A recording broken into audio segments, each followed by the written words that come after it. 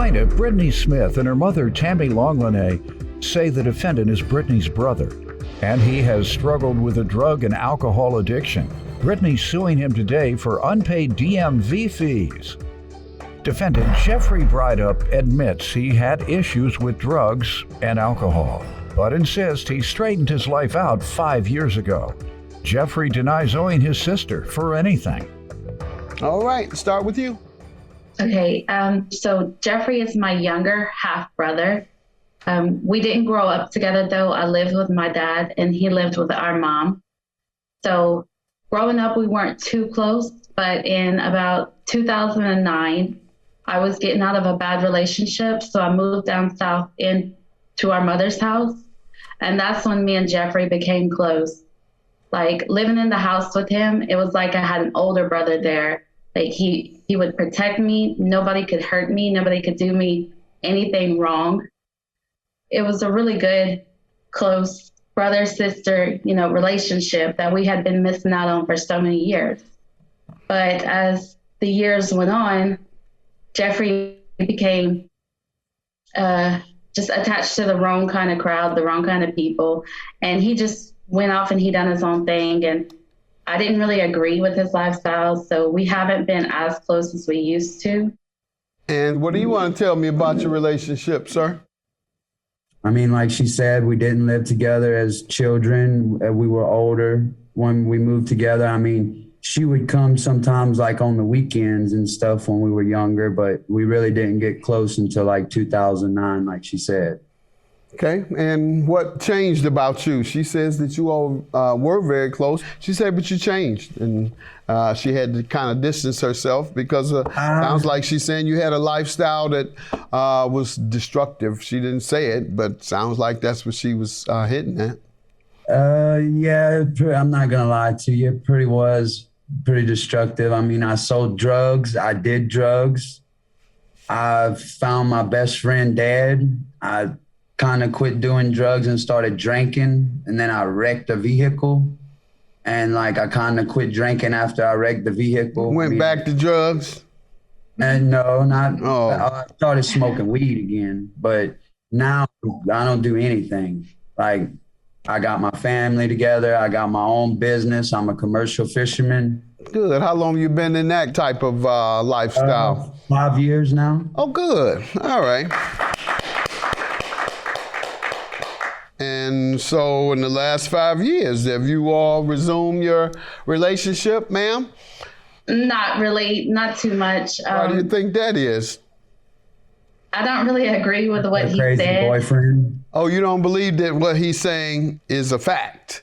He's got a stable family, he's working, he's got a business, and he's not living a destructive lifestyle. That's not your observation? Yeah, him being a commercial fisherman sounds fishy. Oh, that's so corny. Him being a commercial fisherman sounds fishy. I'm a crabber, actually. If y'all never gave anybody time on this show yet, I may have to consider giving you 30 days for that. Lord have mercy. If y'all never gave anybody time on this show yet, I may have to consider giving you 30 days for that.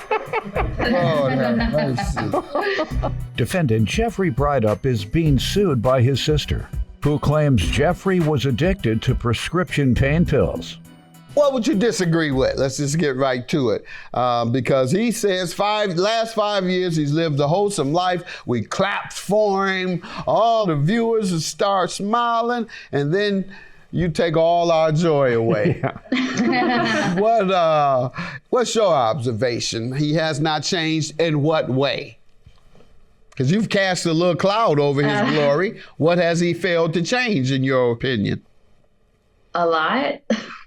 Okay, a lot like what? You're about to give an example? Yeah. Right. I mean, he's put 4 vehicles in a ditch within a year's time.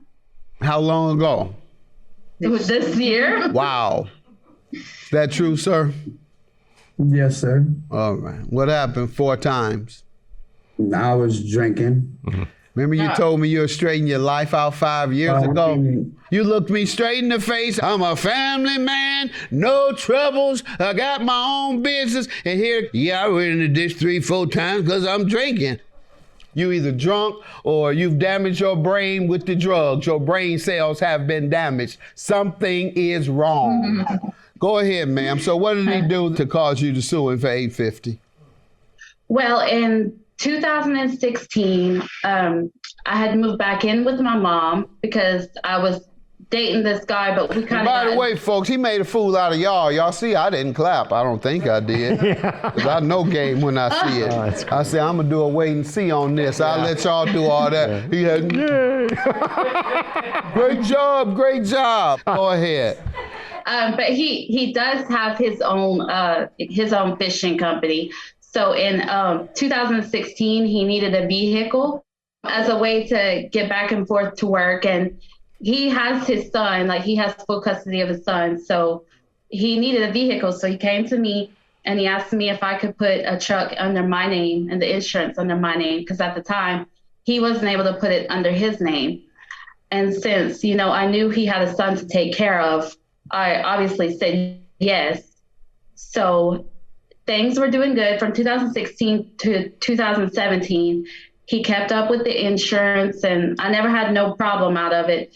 But then in 2017, I got an email from the insurance company saying that the policy had lapsed and that it was going to be canceled because when no did payment. you get that? The email is from February the 6th of 2017, stating your auto policy has been canceled. All right. And when you mentioned it to him, what did he say? Well, at that time, I didn't know that I was being charged for anything. In Louisiana, you have to turn in the plates as soon as you drop the insurance or you'll be charged.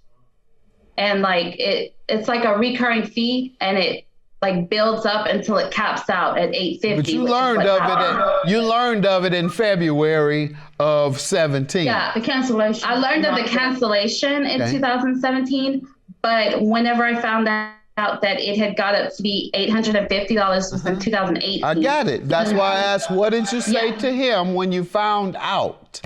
Yes, I said, I just got a letter in the mail because I can't renew my driver's license now because I'm going to have to pay the $850 for the fee.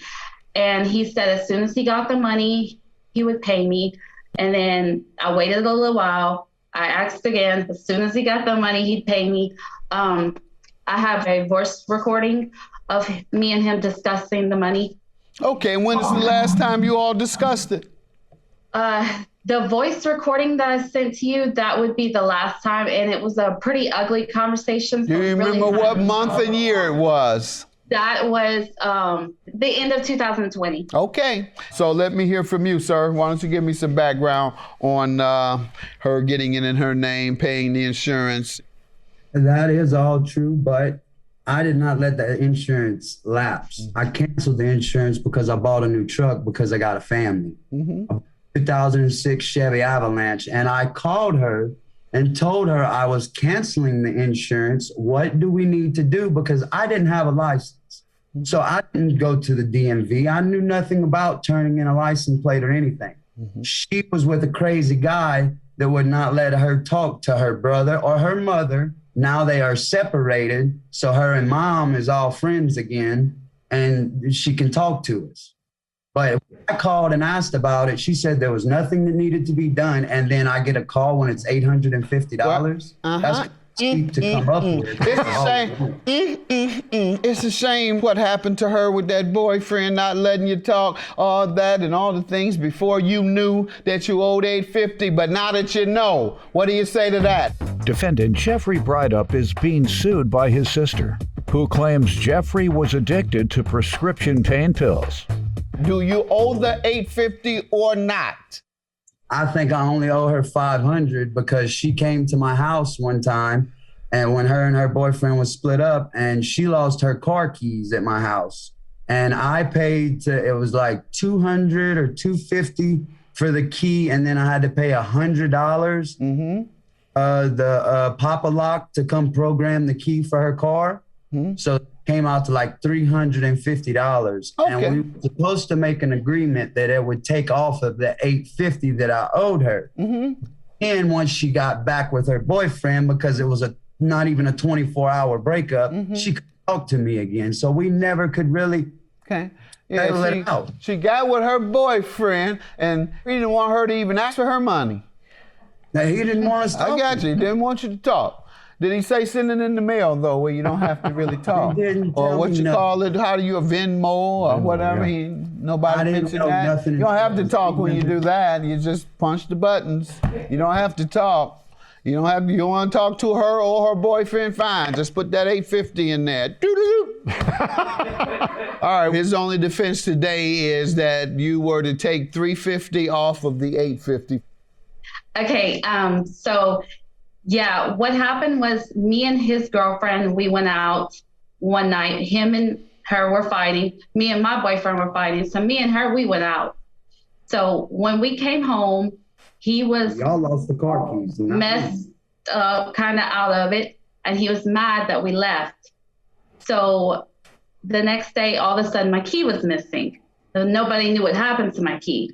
I didn't even drive my car, the girlfriend did, but I saw her place them right by their door when we walked in. So when me and the girlfriend were talking later, she said, yeah, he probably hid it. He doesn't want us to leave again. So I think that's what happened with the key, and that's why he replaced my key, because he did in fact lose the key. When did that happen, sir? I don't remember, sir. I don't. He have doesn't any- remember, so I can't accept your testimony as credible because you don't even remember it. All right, what But- is it you wanted me to hear?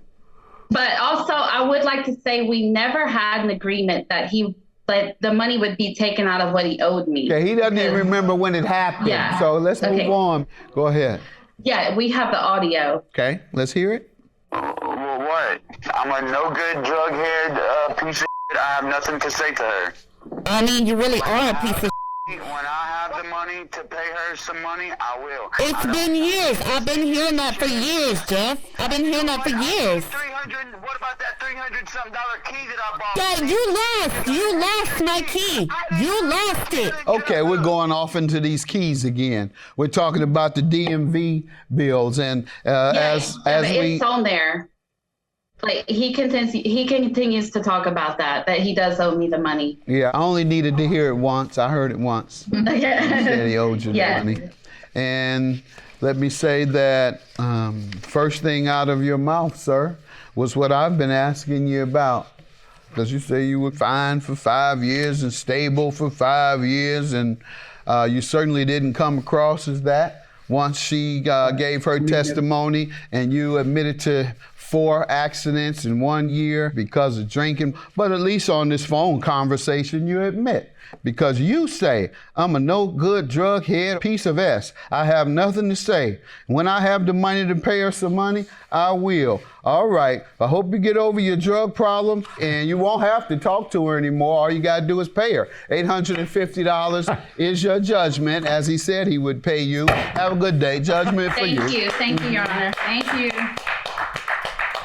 Jeffrey, Brittany, you know you love Nothing each to other. say. You know you love each other. Stop. We do, but it'll take time after this. Yeah, we'll see. Well, y'all can quit putting me in the middle. I ain't putting nobody in the middle. I'll come visit you when she leaves. I have nothing else to say. I love you, Mom. Bye. Have a nice day. I love you too.